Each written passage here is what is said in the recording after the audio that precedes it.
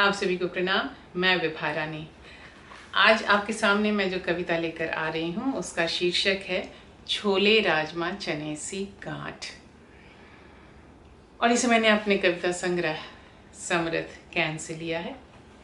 तो सुनते हैं कविता छोले राजमा चने सी गांठ। उपमा देते हैं गांठों की अक्सर खाद्य पदार्थों से, चने दाल सी, मटर के साइज सी, भीगे छोले या राजमा के आकार से, छोटे मझोले बड़े साइज के आलू सी।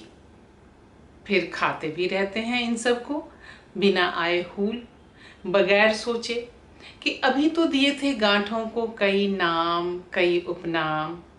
उपनाम तो आते हैं कई कई, पर शायद संगत नहीं बैठ पाते कि कहा जाए गांठ क्रोसिन की टिकिया जैसी, बिकोसूल के कैप्सूल जैसी। सभी को पता है आलू से लेकर छोले चने राजमे का आकार प्रकार। क्या सभी को पता होगा क्रोसिन बिकोसूल का रूप रंग? गांठ को जोड़ना चाहते हैं जीवन की सार्वभौमिकता से और तानते रहते हैं उपमाओं के शामियाने चंदोबे।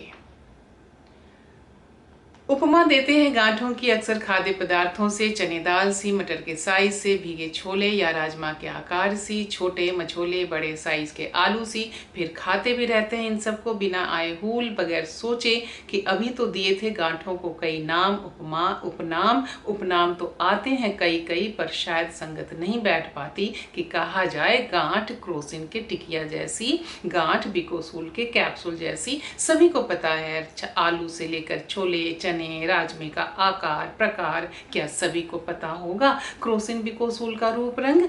गांठ को जोड़ना चाहते हैं जीवन की सार्वभौमिकता से और तानते रहते हैं उपमाओं के शामियाने चंदोबे।